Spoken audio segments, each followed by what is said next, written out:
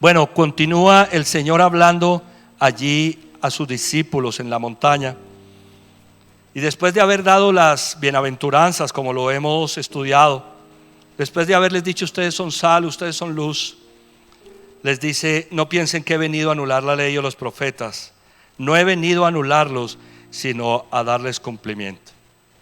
Y trataba de colocarme en los zapatos de estas personas que están escuchando allí al Señor Jesucristo. Es definitivamente un maestro el que está hablando. Es un profeta para muchos en el pueblo.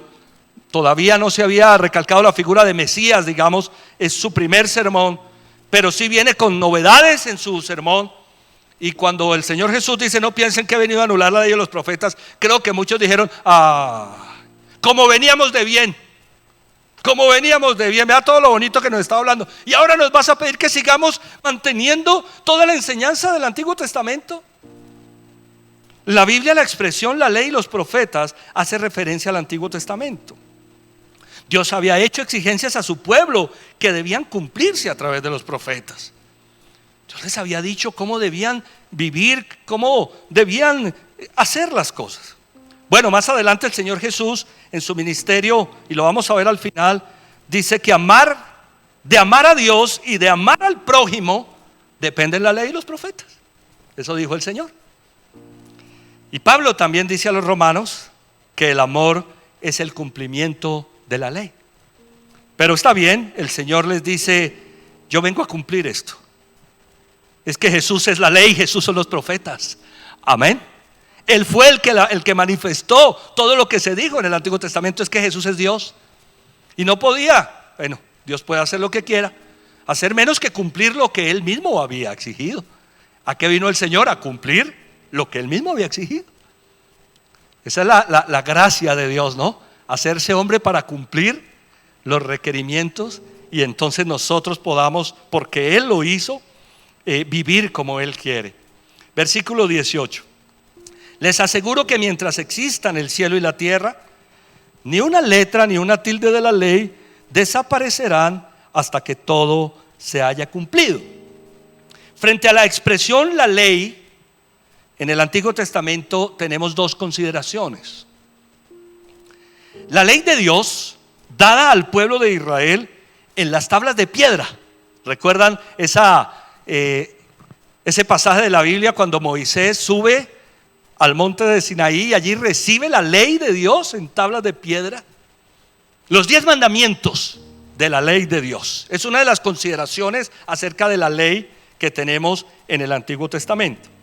Y la otra es la ley de Moisés, dada por Dios al pueblo de Israel en ese tránsito del desierto hacia la tierra prometida, que ellos tenían que cumplirla aún llegando allí a la tierra prometida. Esa se conoce como la ley de Moisés.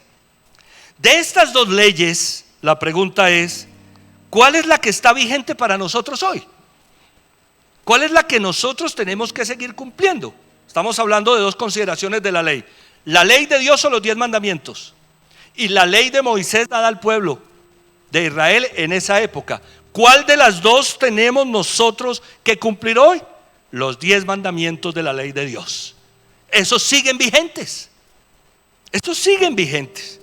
Entonces nosotros tenemos que caminar en el sentido de los 10 mandamientos de la ley divina para llevarlos a la práctica en todo lo que nosotros hagamos. Versículo 19. Todo el que infrinja uno de estos mandamientos, por pequeño que sea, y enseñe a otros a hacer lo mismo, será considerado el más pequeño en el reino de los cielos. Pero el que practique, el que los practique y enseñe, será considerado grande en el reino de los cielos. Las palabras del Señor son maravillosas. Está diciendo: ustedes deben mantenerse en esa ley de Dios. Y todo el que infrinja uno de esos mandamientos, por pequeño que sea. Hay algunas versiones bíblicas que dicen, no dice por pequeño que sea, sino dice estos mandamientos pequeños. Es decir, que no es que sean mandamientos que no podamos cumplir. Dentro de las palabras que Moisés diera en algún momento al pueblo de Israel, les decía, los mandamientos de Dios se pueden cumplir. No están tan lejos por allá en el cielo como para que mandemos a alguien a ver si es capaz de cumplirlo. No, lo tienes en la boca y en el corazón, le decía Moisés a las personas hablando acerca de las cosas que Dios pide. Los mandamientos de Dios se pueden cumplir. Amén. Entonces Jesús dice, todo el que infrinja uno de estos mandamientos, por pequeño que sea, y enseña a otros a hacer lo mismo, será considerado el más pequeño del reino de los cielos. La palabra griega que utiliza allí la Biblia es la palabra el achistos. El más pequeño es el achistos. Será considerado el más pequeño, será considerado poco, pequeño, pequeñito, menos en tamaño, en cantidad, en calidad. El que no cumpla los mandamientos será considerado el achistos, pequeño. O el que enseña a otros a no cumplirlos será considerado, como dicen otras versiones, insignificante en el reino de los cielos, o menos importante, dicen otras. Pero el que los practique y enseñe será considerado megas, es la palabra griega, grande en el reino de los cielos. El que practique los mandamientos del Señor será considerado grande, más grande, grandes, grandísimos. Es la expresión griega que significa megas. El achistos, pequeño. Megas, grande. El que no practique los mandamientos es considerado pequeño en el reino de los cielos. El que los practique es considerado grande en el reino de los cielos. Bueno, vamos a recordar los 10 mandamientos, porque el Señor Jesucristo se está refiriendo a ello. Entonces vamos a Éxodo, por favor, capítulo 20. Vamos a mirar el versículo 1 y recordemos los 10 mandamientos de la ley de Dios, porque siguen vigentes y es necesario recordarlos, enseñarlos y practicarlos. Éxodo capítulo 20, versículo 1. Dios habló y dio a conocer todos estos mandamientos. Primer mandamiento: no tendrás otros dioses. Anótalo así para recordarlo. No tendrás otros dioses. Versículos 2 y 3. Yo soy el Señor tu Dios. Yo te saqué de Egipto, el país donde eras ¿qué? Esclavo. No tengas otros dioses además de mí. Me encantó recordar esto. La esclavitud que el pueblo de Israel vivió durante más de 400 años en Egipto. El Señor escucha sus penurias, su clamor. El Señor escucha, conoce el corazón y dice: voy a descender para liberarlos de allí. Y utiliza a Moisés como el libertador para sacarlos de allí. Pero Dios es el que está detrás. La esclavitud que ha representado para nosotros estar sin Dios durante tantos años y en tantos sentidos. Y el Señor dice: yo soy el Señor tu Dios. Yo te saqué de esa esclavitud en la que tú estabas. Fui yo el que te saqué, fui yo el que te ayudé. Fui yo el que entendí tus circunstancias, las situaciones que estabas pasando. Yo te escuché, yo vine a darte la mano. Yo vine a ayudarte, yo te saqué de esas circunstancias. Para los israelitas, Egipto, el país donde eras esclavo, dice, ¿no? Así que no tengas otros dioses además de mí. Trataba de ponerme en los zapatos de Dios. Perdóname, Señor, si es que se pudiera hacer eso. Yo fui el que los liberé a ustedes, le está diciendo al pueblo. Yo fui el que entendí su condición y el que los saqué de allí. No fue nadie más, no fue ningún otro. Así que no tengas otros dioses. O fueron otros los que te liberaron. Miren la condición de esto, lo que hay en el fondo de esto. Si yo te liberé a ti, ¿cómo pudieras buscar otro Dios para dar gracias o para seguirlo cuando nadie lo hizo por ti? A mí me impresiona eso, me impacta en mi propia vida. Cuando Dios llegó a mi corazón, no porque no hubiera escuchado hablar de Dios. En un país como el nuestro, desde que somos pequeñitos estamos escuchando hablar de Dios. Pero es que una cosa es escuchar hablar de Dios y otra cosa tener una relación con Él. Son dos cosas muy diferentes. Cuando Dios vio mi condición, la necesidad que yo tenía y me liberó. Nadie más lo hizo. Nadie más hizo eso por mí. Y cuando Dios hace eso por nosotros, entonces ¿a quién vamos a seguir nosotros? ¿Lo vamos a seguir a Él o vamos a seguir al que no hizo nada por nosotros? Esa es lo que Dios está diciendo aquí. Yo fui el que te liberé a ti. No tengas otros dioses además de mí. Les he dicho en varias ocasiones que a mí nunca se me olvida de dónde me sacó el Señor. Nunca se me olvida. Y a veces me gusta recordarlo, porque es que a veces uno ve la figura del pastor y dice: ay, el pastor como nunca ha tenido problemas. Un día llegó una persona a mi oficina y me dijo: pastor, vengo a contarte esto, pero yo no sé si tú me entiendas, porque como usted nunca ha tenido problemas. Cuando el Señor me encontró a mí, voy a contarte un poquito brevemente de la historia. Un día Claudita llamó a mi hermano. Nosotros llevamos 32 años ya de relación matrimonial con Claudita, vamos para 33. Y Claudia llama a mi hermano en esa época de crisis mía y le dice: Dieguito, tu hermano no aparece, Hernán no aparece. ¿Sabes qué le dijo mi hermano? Claudita, deje de botarle más corriente a ese loco. No le bote más corriente a ese loco. Oiga, mi hermano, que nos criamos juntos. Porque es que a veces cuando la gente está despistada ya uno dice: no le bote más corriente. Pero es cuando aparece el Señor. Amén. Y cuando aparece el Señor y te libera, ¿a quién más vas a seguir? Ese es el sentido de este mandamiento. No tengas otros dioses. ¿A quién le vas a dar el lugar de Dios en tu vida? ¿O quién ha hecho más? ¿Quién ha hecho algo más por ti? Si muchas veces las personas nos quitaron el respaldo. Si cuando estábamos en esa situación de esclavitud nadie nos entendía, nadie más comprendía lo que estaba pasando en nuestro corazón. Viene Dios a nuestro corazón y dice: no tengas otro Dios fuera de mí, yo soy el único. Ese es el primer mandamiento. No tengas otros dioses. ¿Quién es nuestro Dios? Esta semana lo preguntábamos en el devocional de Abraham 365 y la pregunta fue muy directa: ¿Dios es tu Dios? ¿Dios es tu Dios?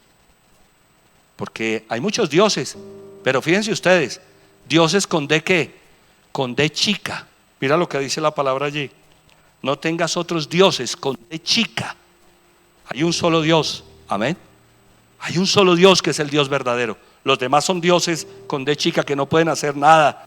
Pero las personas colocan a esas otras cosas o entidades o falsedades como su Dios. Para algunos Jesús dijo, por ejemplo, que uno no podía servir a dos dioses. En Mateo capítulo 6 dice: ustedes no pueden servir a dos dioses, no pueden servir o tener dos señores, a las riquezas o a Dios. Para muchos su Dios son las riquezas, para muchos su Dios es el trabajo, para muchos su Dios son muchas cosas. Dios dice: no tengas otros dioses. La Biblia dice que no podemos tener otros dioses además de Dios. El cumplimiento de ese mandamiento nos hace que megas en el reino de los cielos, nos hace grandes en el reino de los cielos. Si nosotros tenemos otros dioses, seríamos declarados pequeños en el reino de los cielos. Pero si cumplimos este mandamiento, seríamos declarados grandes en el reino de los cielos. Muy bien, número 2. No te harás imágenes, ídolos para adorarlos. Segundo mandamiento: no te harás imágenes. Mira lo que dice Éxodo 20 versículos 4 al 6, por favor. No te hagas ningún ídolo, ni nada que guarde semejanza con lo que hay arriba en el cielo, ni con lo que hay abajo en la tierra, ni con lo que hay en las aguas debajo de la tierra. No te inclines delante de ellos, ni los adores. Yo, el Señor tu Dios, soy un Dios ¿qué? Celoso. Cuando los padres son malvados y me odian, yo castigo a sus hijos hasta la tercera y cuarta generación. Por el contrario, cuando me aman y cumplen mis mandamientos, les muestro mi amor por 1000 generaciones. Esa es una añadidura muy impactante en este mandamiento. En estos mandamientos algunos tienen unas añadiduras. Esta añadidura de este mandamiento es increíble. Dios dice que hay personas que son malvadas y odian a Dios.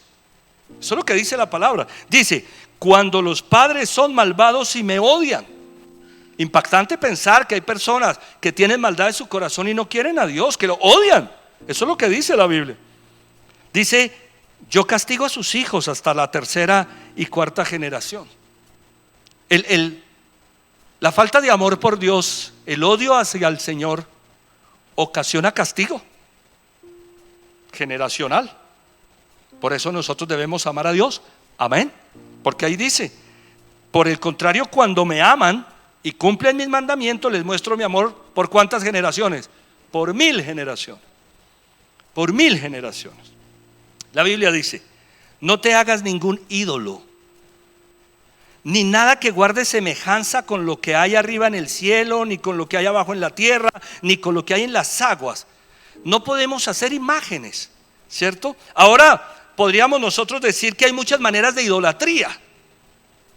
Hay muchas maneras de idolatría. No solamente rendir culto a una imagen, porque podemos idolatrar a personas, ¿sí? Podríamos idolatrar, bueno, ¿cuántas cosas?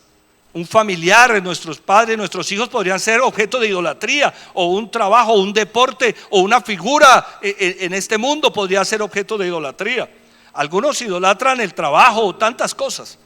Bueno, en la época en la que Dios está hablando aquí, se refería no a hacer una imagen, porque eso era lo que hacían. Imágenes o de personas, o de aves, o de reptiles, y adoraban esas imágenes. Y a mí me impacta que cuando Dios está escribiendo estas tablas de la ley, porque esto lo escribió el dedo de Dios, dice la Biblia, como Moisés estaba demorando, ¿qué será que el Moisés no llega? ¿Será algo le pasó en ese monte? Se lo tragó la montaña.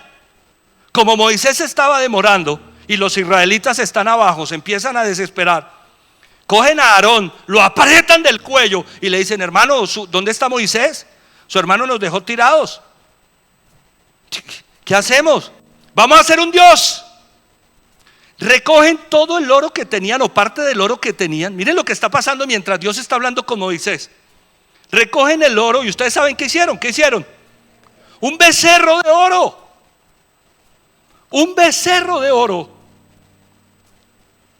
Y este bendito del Aarón le dicen los israelitas, ahí tienen a su Dios. Ustedes se imaginan el dolor del corazón de Dios. Ahí tienen a su Dios. Una figura que puede hacer una figura de oro, de plata, de madera, de lo que sea. Estamos hablando de Dios, el Dios eterno. Amén. Hay personas que no comprenden eso. Hay personas que no comprenden que tú no puedes tomar a Dios, el Dios eterno, que los cielos de los cielos no lo pueden contener, y adorar una imagen. Es que la equivalencia es una cosa que no tiene sentido. Hay gente que no lo entiende. Es impresionante. No necesitamos una imagen para adorar a Dios de ninguna manera, porque es que la imagen de Cristo está en nuestro corazón a través del Espíritu Santo.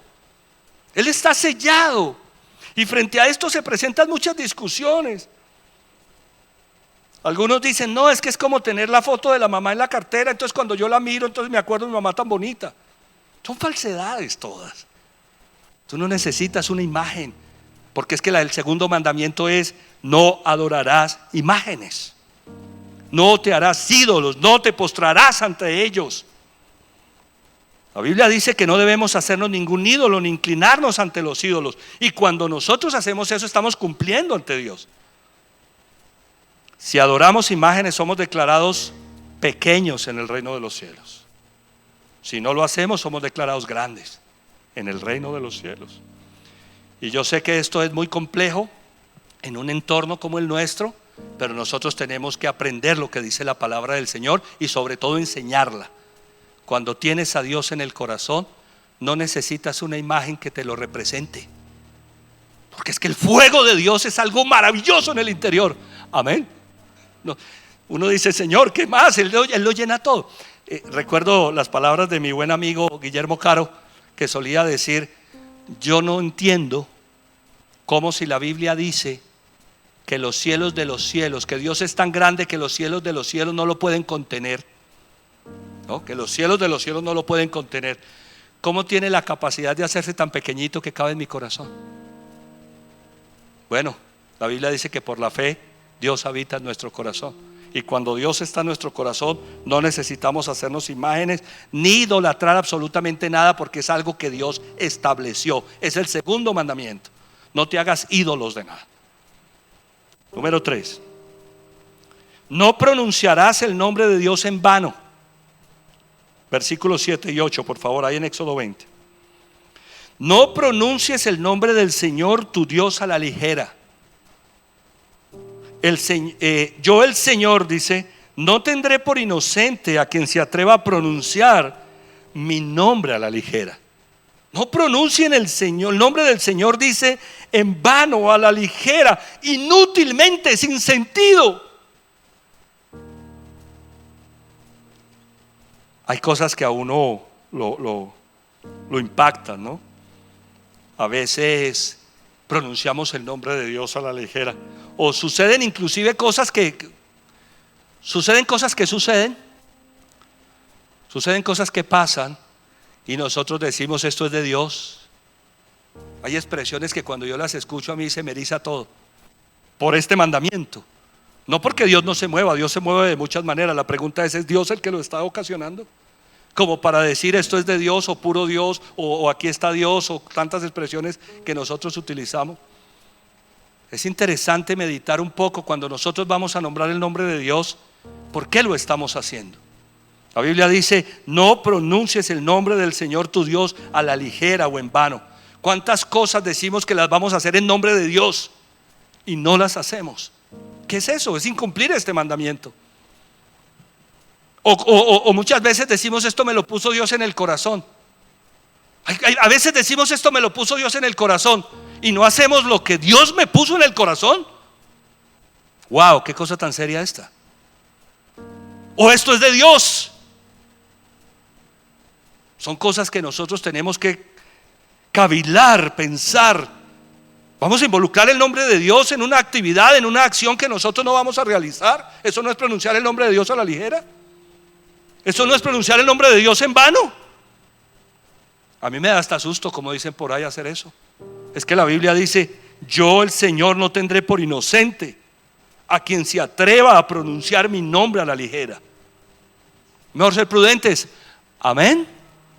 La Biblia dice que no podemos pronunciar el nombre de Dios a la ligera o en vano. Ahí estaríamos cumpliendo. Pero si yo vivo pronunciando el nombre de Dios a la ligera y quedándole mal o hacerlo quedar mal, si pronunciamos o nombramos el nombre de Dios a la ligera, somos declarados pequeños en el reino de los cielos. Somos declarados, como dice la palabra del Señor, en la chistos. Qué delicado es esto. Esto es tuyo, Señor. Tú me estás moviendo hacia esto. Eres tú el que me está mandando a esto. Tú estás detrás de este asunto. Prefiero meditar en esas cosas antes que ligeramente hablar acerca de las cosas de Dios. Amén. Cuando yo digo algo aquí a la iglesia: el Señor me puso en este corazón, me tiemblan las piernas. Cuando digo Dios me puso esto en el corazón, yo aquí lo digo temblando, hermano. Porque es que hay un mandamiento que dice: no pronunciarás mi nombre a la ligera. A veces somos muy ligeros. Hay que tener cuidado con eso. Número 4: acuérdate del día de reposo. Sería este mandamiento en Éxodo 28:11, por favor. Acuérdate del sábado para consagrarlo. Trabaja 6 días y haz en ellos todo lo que tengas que hacer. Pero el día séptimo será un día de reposo para honrar al Señor tu Dios. No hagas en ese día ningún trabajo, ni tampoco tu hijo, ni tu hija, ni tu esclavo, ni tu esclava, ni tus animales, ni tampoco los extranjeros que vivan en las ciudades, en tus ciudades. Acuérdate de que en 6 días hizo el Señor los cielos y la tierra, el mar y todo lo que hay en ellos, y que descansó el séptimo día. Por eso el Señor bendijo y consagró el día de reposo. Bueno, tengo que decir que ya trabajamos en las llaves del poder. El estudio anterior al que estamos desarrollando ahora los miércoles, trabajamos la llave del reposo. Y allí se dijo claramente que el reposo es un mandamiento. Es que la palabra lo dice. Acuérdate del Shabbat, es la expresión que utiliza el Antiguo Testamento para consagrarlo. Algunas personas confunden el día de reposo con el Shabbat o el sábado. Para nosotros el día de reposo puede ser el domingo. Incluso cuando uno trabaja los domingos, el día de reposo podría ser otro. Lo importante del mandamiento es este: no te creas mejor que Dios. Dios descansa un día. ¿Y nosotros? Y se los está diciendo a alguien que por mucho tiempo estuvo muy cerca de ser laboradicto. A mí me han pasado unas cosas impresionantes. Yo siempre tuve muchos problemas por eso, por el tema de trabajar más quizá de la cuenta. Y cuando digo problemas me refiero incluso a problemas maritales. No a problemas con mis jefes estaban felices, pero más bien problemas en la casa. Claudita me decía: pero allá no hay un vigilante, que tú tienes que ir el domingo a mirar cómo está la empresa porque de pronto pasa algo. Allá no hay una empresa de vigilancia. Bueno, cuando empezamos a trabajar como pastores en la iglesia, los pastores descansamos el día lunes, por lo menos en Casa sobre la Roca, porque trabajamos de martes a domingo incansablemente. Pero para que ustedes se hagan una idea de lo que yo les estoy diciendo, comienzo a trabajar en la iglesia y el día de reposo nuestro es el lunes. Pero yo venía acostumbrado durante muchos años a que los lunes era el día de más trabajo. Las reuniones comerciales, por ejemplo, nuestras comenzaban lunes 7 de la mañana.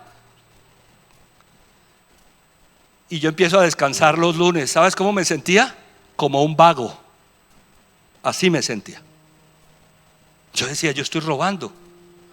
Pero es que tú ya trabajaste de martes a domingo. No, me siento como un ladrón. Hasta que tuve que ser ministrado con eso por mis pastores. Ese es tu día de descanso y lo debes respetar, porque tú estás trabajando 6 días. Tú no eres mejor que Dios.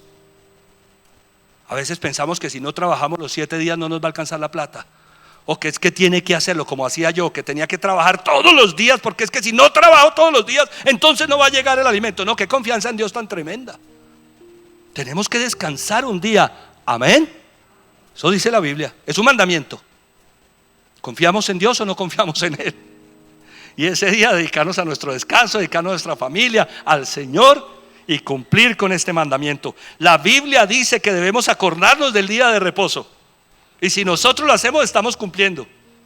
Si no lo hacemos, seremos declarados pequeños en el reino de los cielos. Pero si lo hacemos, seremos declarados megas, grandes en el reino de los cielos. Es un mandamiento, debemos respetarlo. Antes se respetaba mucho ese mandamiento, ya no. El mundo nos está metiendo en una carrera impresionante.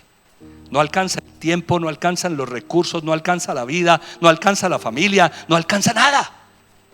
Y todos, aún los cristianos, estamos en esa carrera. Tenemos que salirnos de ella. Confiar en Dios.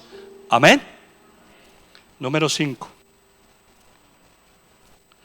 Honrarás a padre y madre. En Éxodo capítulo 20, versículo 12. Honra a tu padre y a tu madre para que disfrutes de una larga vida en la tierra que te da el Señor tu Dios. Oiga, este es un mandamiento que tiene promesa. Dice que nosotros debemos honrar a nuestros padres y a nuestras madres para que disfrutemos ¿de qué? De una larga vida en la tierra que Dios nos da. Gracias, Señor. ¿Qué es honrar? Honrar es mostrar respeto. Honrar es considerar, mostrar respeto y consideración hacia una persona. Somos llamados a mostrar respeto por nuestros padres, a considerarlos. La Biblia dice que debemos honrar a nuestros padres, porque si no, entonces nosotros no estamos haciendo la tarea. Y Pablo a los Efesios, en el capítulo 6, mira lo que dice allí la Biblia, capítulo 6, versículos 1 al 4.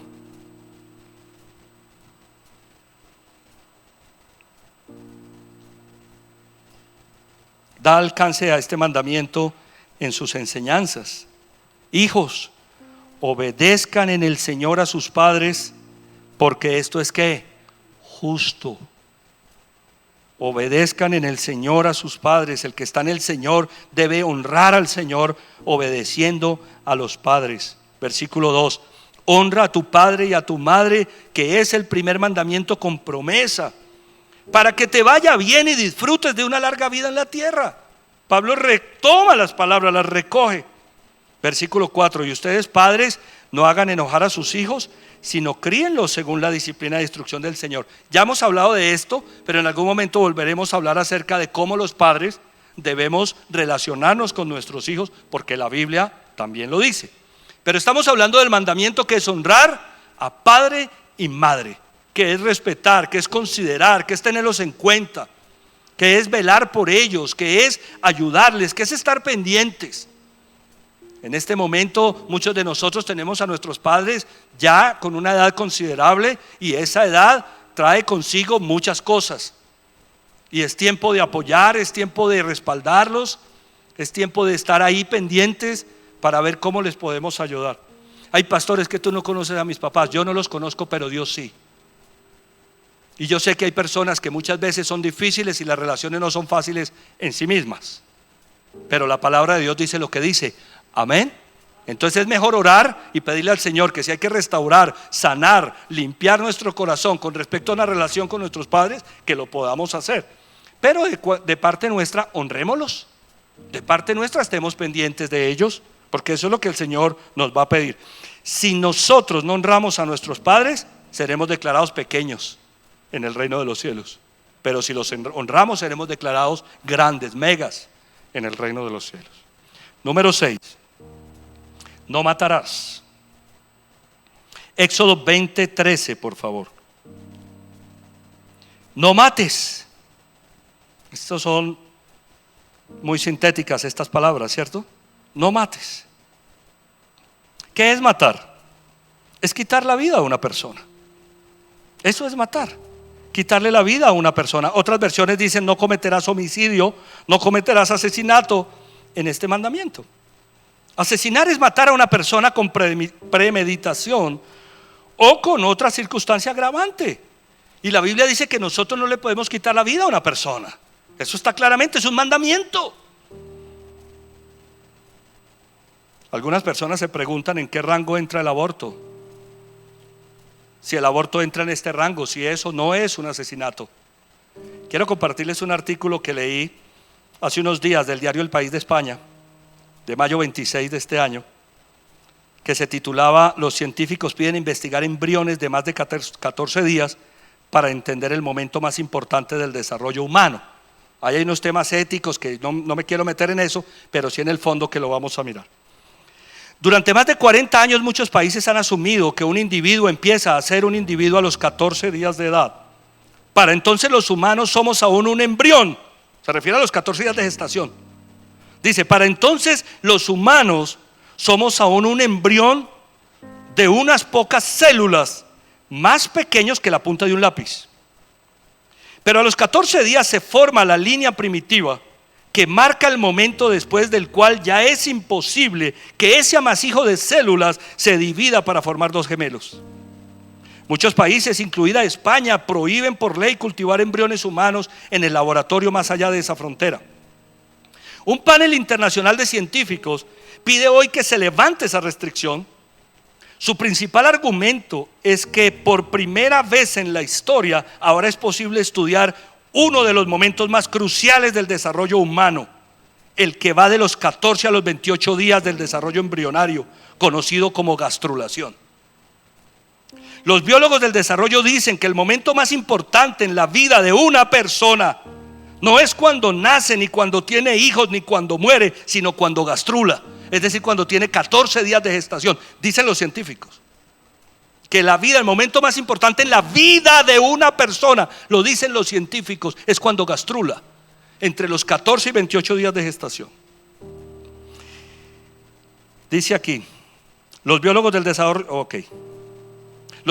desarrollo dicen que el momento más importante en la vida de una persona no es cuando nace, ni cuando tiene hijos, ni cuando muere, sino cuando gastrula. En ese corto lapso de tiempo, las células del embrión en desarrollo se reorganizan siguiendo una coreografía para formar el plano general de un cuerpo con sus 3 tipos de tejidos primordiales que darán lugar a los órganos, incluido el corazón, que de pronto empezará a latir. Si pudiéramos entender, esto está entre comillas, ¿qué funciona mal? Tal vez podríamos evitar los abortos espontáneos y las malformaciones, explica Robin Lowell Beige, presidente del panel de 45 científicos de la Sociedad Internacional de Investigación con Células Madre, que publican hoy sus nuevas directrices para la investigación en este campo desde la última edición en el 2016. Ahí hay unos aspectos éticos científicos y por eso no los dejan avanzar a partir de ahí.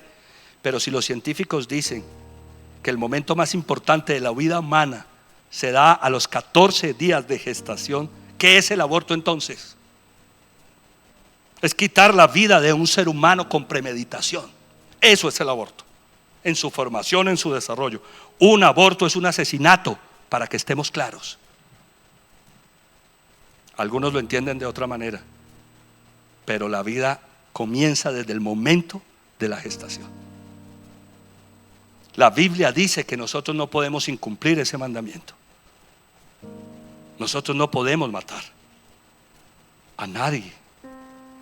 Si quitamos la vida de alguien, somos declarados pequeños en el reino de los cielos. Si la conservamos, si la mantenemos, somos declarados grandes. Ese es el mandamiento.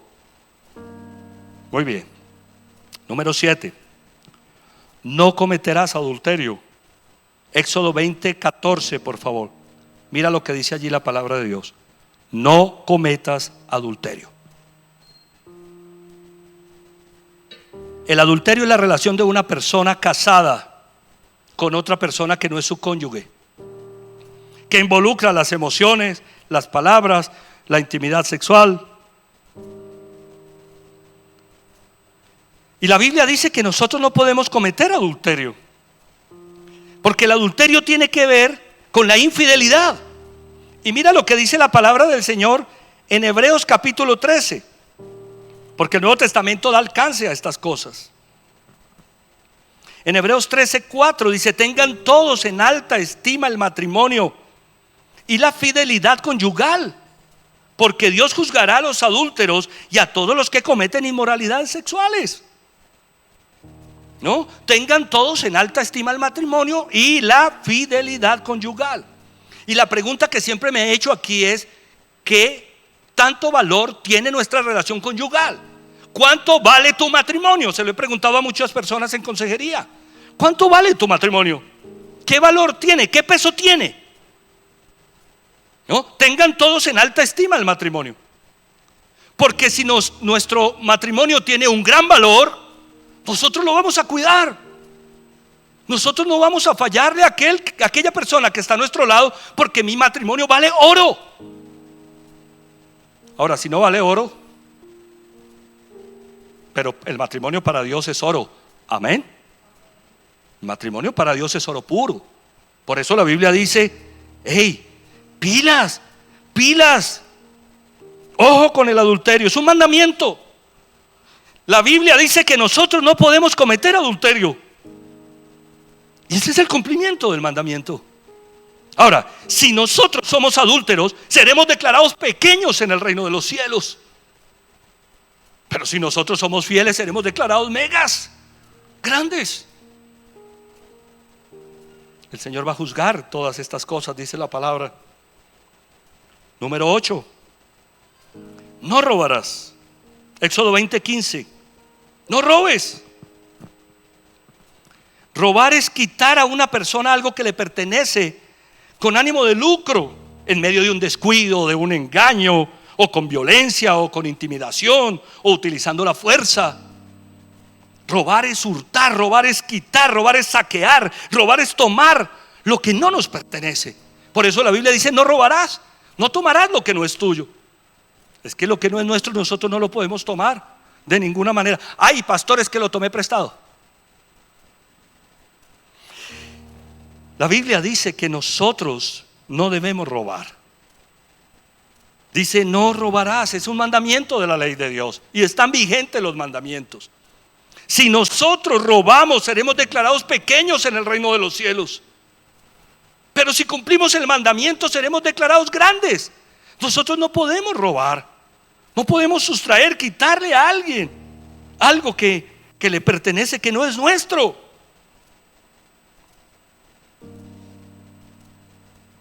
Siempre pensaba, cuando construía las notas del sermón, hay factores que llevan a las personas a buscarle una añadidura, ¿no? O a quebrantar la ley, porque es que fíjese las condiciones, o fíjese las circunstancias, o fíjese que es que usted no está teniendo en cuenta. No, la Biblia dice: no robarás, no matarás, no adulterarás, no darás falso testimonio, no tendrás idolatría, no tendrás otro Dios. No dice no, pero sí, porque es que a veces le buscamos el pero. Número 8. No darás falso testimonio. 9, gracias. No darás falso testimonio. Éxodo 20:19. No des falso testimonio en contra de tu prójimo.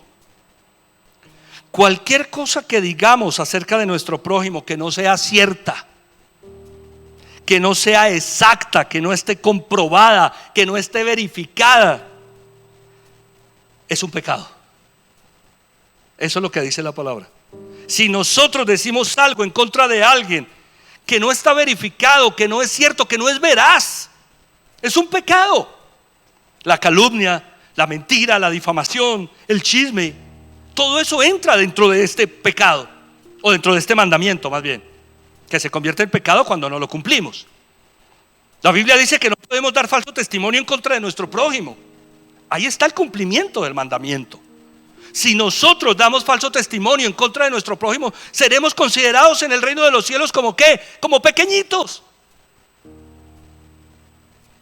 Pero si nosotros cumplimos el mandamiento, seremos considerados grandes. Nosotros no podemos dar falso testimonio, decir lo que no es. Yo les dije a ustedes al principio que cuando voy a declarar algo, achacándole, perdóneme las comillas, hacia Dios, tiemblo. También tiemblo cuando voy a declarar algo hacia alguien, porque es un pecado delante de Dios. Amén. Si yo voy a decir algo de alguien que no esté seguro, que no es comprobado, que no es cierto, no lo digo, porque esto es muy delicado. Es un pecado delante de Dios. Es mejor ser prudentes, es mejor callar. Sé lo que voy a decir. Estoy claro que lo que voy a decir es así. Y si fuera así, yo te pregunto: ¿y cuáles son las intenciones del corazón por las cuales lo estoy diciendo? Porque aunque fuera cierto que yo esté diciendo algo sobre mi hermano, ¿con qué intenciones lo estoy haciendo? Porque el Señor está mirando todo. Amén. Número 10. No codiciarás. Éxodo 20:17, por favor. No codicies la casa de tu prójimo, no codicies su esposa, ni su esclavo, ni su esclava, ni su buey, ni su burro, ni nada que le pertenezca. Codiciar es desear tener lo que le pertenece a otro. Y aquí hay una integralidad, digamos, de la casa del prójimo, ¿cierto?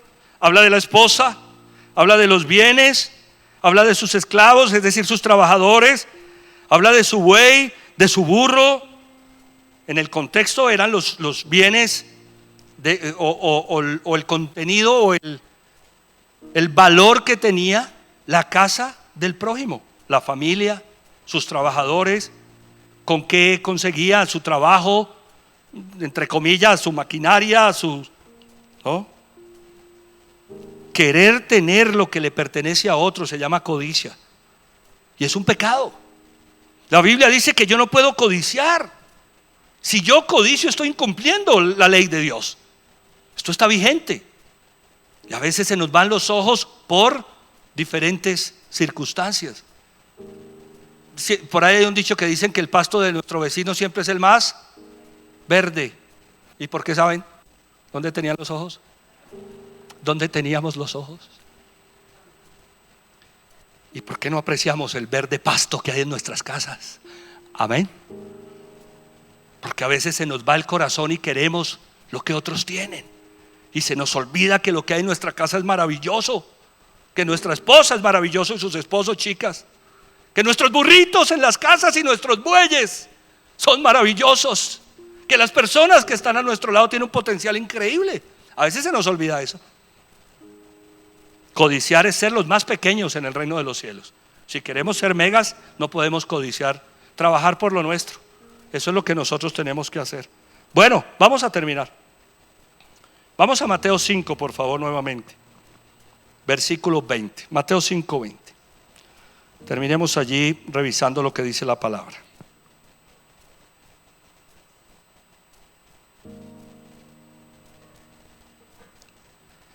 Porque les digo a ustedes que no van a entrar en el reino de los cielos a menos que su justicia supere a la de los fariseos y de los maestros de la ley. El Señor Jesucristo termina esa porción. Comienza diciendo: yo no he venido a anular la ley de los profetas, he venido a darles cumplimiento.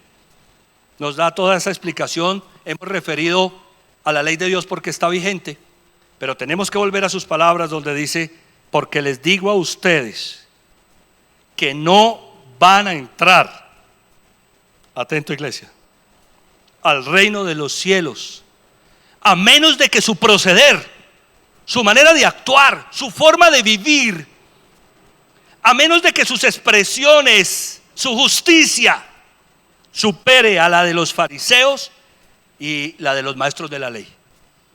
¿Quiénes eran los fariseos y los maestros de la ley? Eran la clase religiosa de la época del Señor Jesucristo. Eran unas sectas religiosas. No entendamos secta en el nombre, en el sentido que la entendemos hoy. Eran celosos, eran grupos religiosos dentro del judaísmo que tomaban la escritura para estudiarla, para tratar de llevarla a la práctica. Pero el Señor Jesucristo dice que si nosotros queremos entrar en el reino de los cielos, no podemos convertirnos en unos religiosos. Que nuestra justicia, es decir, nuestra manera de hacer las cosas, debe superar a la de estas personas. Los mandamientos nos dan un correcto proceder, una manera adecuada de vivir. Los maestros de la ley y los fariseos caminaban por fuera de los mandamientos. Y que Dios me perdone, porque cuando pensaba decir dije: Señor, no quiero juzgar a nadie, porque no estamos llamados a juzgar. Lo vamos a ver cuando lleguemos a Mateo 7. No juzguen y no serán juzgados. Jesús dijo: saquen primero la viga que tienen en su ojo antes de ir a sacar la pajita pequeña que tiene el vecino en el ojo. Pero ¿cuál era el proceder de los maestros de la ley y de los fariseos? Ellos creían que estaban por encima de todo el pueblo y se creían los más santos, los más religiosos, los que más estaban cerca de Dios, y caminaban por fuera de los mandamientos. La Biblia dice: no tendrás otros dioses. ¿Sabes cuál era el Dios de los fariseos? La ley. Habían convertido la ley en un Dios, en vez de convertir a Dios, el Dios de la ley. ¿Por qué obedezco los mandamientos? Porque amo a Dios. Entonces ellos cogían la ley y a todo el mundo le sacaban la ley. Es que esto dice la ley, era un Dios para ellos. Pero no entendían. No te harás imágenes. No se sabe que los fariseos adoraran imágenes, seguramente no lo hacían. Pero ¿sabes cuáles eran las imágenes que ellos adoraban o que ellos promovían? Las de sí mismos. Cuando se ponían sus ropas y para aparentar. Eso es una imagen. Y les gustaba que la gente le rindiera culto, y le rindiera culto no, pero sí pleitesía. Y salían por las plazas con sus ornamentos para que digan: uy, allá va el Sanedrín, los más santos.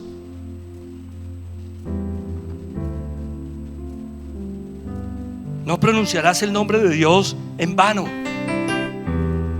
Perdóname, Señor, no quiero juzgar a estas personas que ya no están aquí con nosotros, pero creo que era lo que hacían todo el tiempo. Dios para arriba y Dios para abajo, y de Dios nada. Qué tremendo es eso. Y eso lo hacían ellos, que se supone que eran los que más sabían. La Biblia dice: no pretendan hacerse muchos de ustedes maestros, porque van a ser juzgados con más severidad.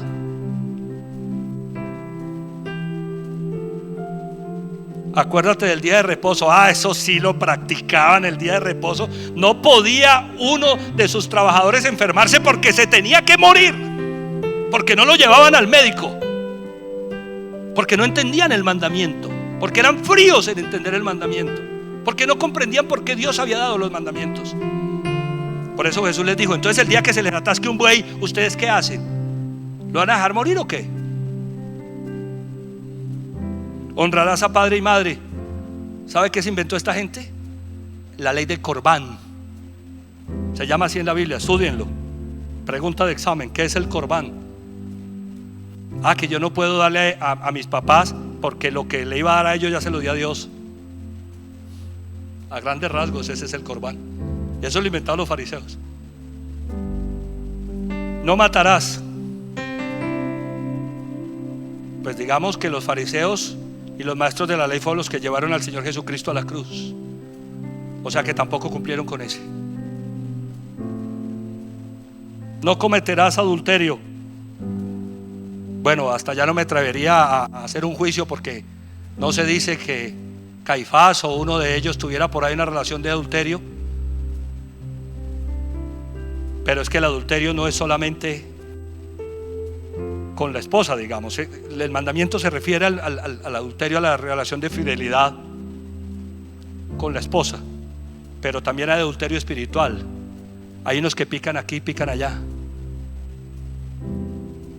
No robarás. No des falso testimonio. Cuando el Señor Jesucristo fue llevado al juicio, se levantaron falsos testigos. Ustedes lo recuerdan, ahí está al final de los evangelios. Eso era lo que hacían los maestros de la ley. Levantaron falsos testigos para incriminar a Jesús. Falsos testimonios. Y no codiciar. Jesús dijo: porque les digo a ustedes que no van a entrar en el reino de los cielos a menos de que su manera de actuar, su manera de vivir, su manera de proceder supere esas actuaciones. Qué delicado es esto, ¿no? Esto es para todos, no solamente para nosotros. Obviamente que para uno como pastor esto aplica con más rigurosidad. ¿De qué se tratan entonces los mandamientos? ¿De qué se tratan los mandamientos de Dios, de la ley de Dios? Se trata de amar a Dios por encima de todas las cosas y de toda circunstancia y de toda persona. Por eso yo no tengo otro Dios, porque yo lo amo a Él. Y como amo a Dios, no amo a quién, a nadie. Como amo a Dios, no amo a nadie, porque Él es mi máximo amor. Y por eso trato de vivir honrándolo. De eso se tratan los mandamientos. Como yo amo a Dios, no, Él fue el que me salvó. Mi vida estaba perdida.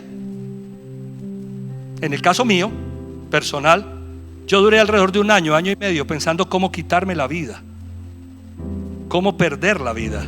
Tenía 25 años y estaba pensando cómo perder la vida, porque ya había hecho tanto daño y me había hecho tanto daño, me había quedado tan mal y le había quedado tan mal a otros, que pensé que lo mejor era perder la vida. Cuando el Señor se atraviesa: ¿a quién voy a amar más que a Dios? Si Él fue el que dio su vida por mí. ¿Y qué figura? ¿Con qué figura lo quiero representar? ¿O qué clase de ídolo voy a tener en mi casa para adorarlo? Como si Dios se pudiera contener en una figura. ¿De qué se tratan los mandamientos? De amar a Dios. Por eso no voy a nombrar su nombre en vano, porque yo sé quién es Dios, sé que Él es celoso. Por eso yo no voy a decir esto es de Dios, o esto me lo puso Dios, o de acuerdo a lo que dijo Dios, o puro Dios, o una cantidad de cosas que a veces decimos y no tenemos ni idea si es Dios el que está en el asunto.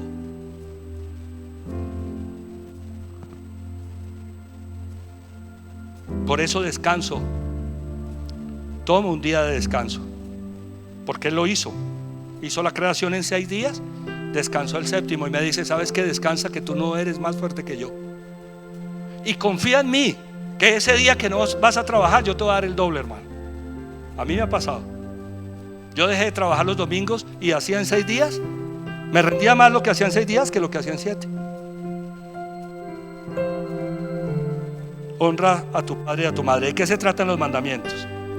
De amar a Dios y de amar a los demás. Por eso empieza a decir: honra a tu padre y a tu madre, no mates, no cometas adulterio, no robes, no des falso testimonio, no codicies. Terminamos en Mateo, por favor, capítulo 22, versículos 36 y 40.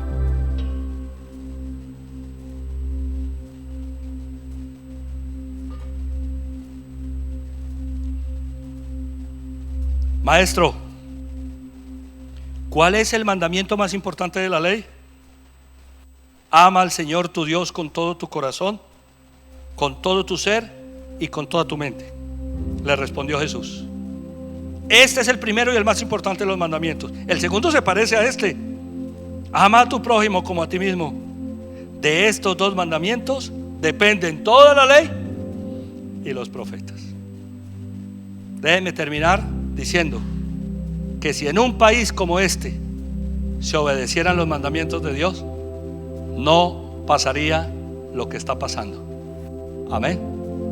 Pero como olvidamos a Dios, como lo sacamos de la ecuación, ahora vivimos como queremos. Pero el que ama a Dios no vive como quiere. El que ama a Dios vive como a Dios le agrada. Vamos a orar. Vamos a orar. Que tanto amamos a Dios y que tanto amamos al prójimo. Padre, gracias. Yo te alabo, yo te bendigo, Señor. Yo te doy gloria y honra a ti, Señor. Gracias.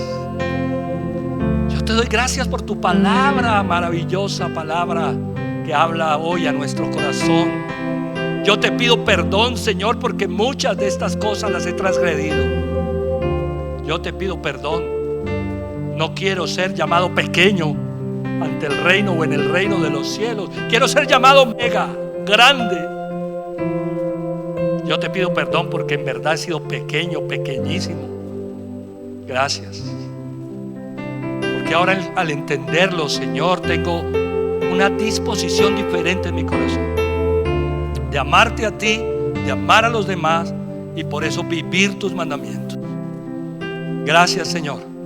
Yo te alabo, yo te bendigo y yo te pido que la iglesia, Señor, esté comprendiendo el mensaje de la palabra que tú has, Señor, colocado en mi corazón con respecto al sermón del monte.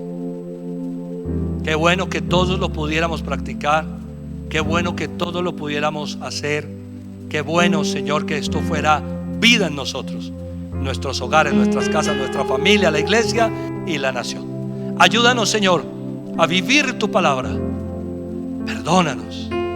Ayúdanos a cambiar. En verdad te amamos y anhelamos hacer lo que tú esperas en Cristo Jesús. Amén, amén y amén. Que Dios los bendiga. Gracias por brindarme toda su atención. Me gustaría preguntar si hay alguna persona que venga hoy por primera vez. Si vienes hoy por primera vez, levántame tu mano. ¿Quién está hoy en la iglesia por primera vez? ¿Alguien se acerca hoy por primera vez a la iglesia? Ya todos habíamos venido.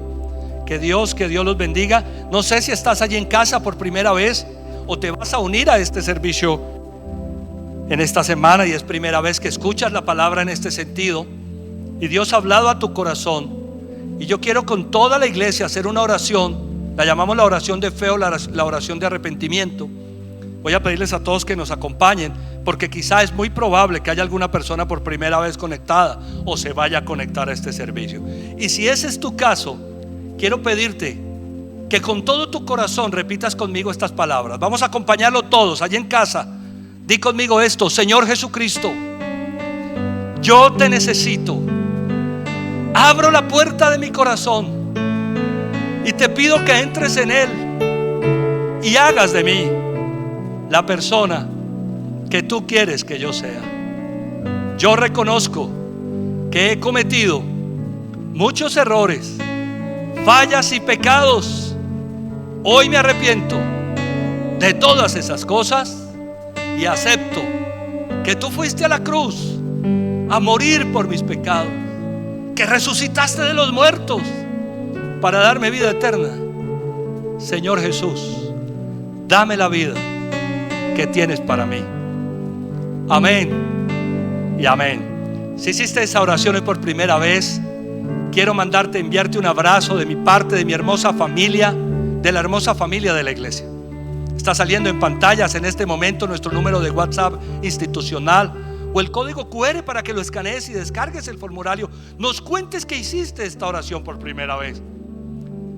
El grupo de bienvenida Nicodemo ha preparado una reunión virtual. En este momento está saliendo en el chat de YouTube el link para que te conectes a esa reunión. Queremos conocerte, saber quién eres. Que Dios te bendiga. Si te reafirmaste en esta oración, que Dios te bendiga.